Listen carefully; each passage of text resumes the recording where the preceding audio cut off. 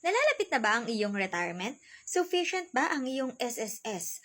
Growing old can mean freedom. Mas marami ka ng oras para makasama ang pamilya mo o kaya naman maglibang sa iyong free time.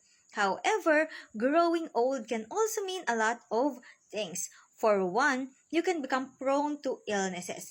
Mas marami ka nang iniindang sakit at hindi ito may iwasan lalo pat nangihina na din ang inyong mga katawan. Pero that's not the end of the world. In times like this, you need insurance.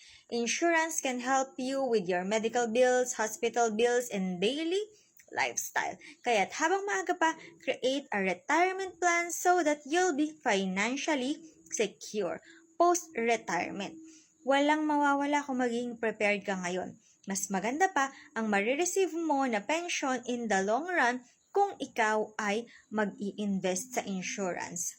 If may napulot kang information out of this video, share mo na to sa loved ones mo and make sure to follow me for more tipid tips like this. Thank you!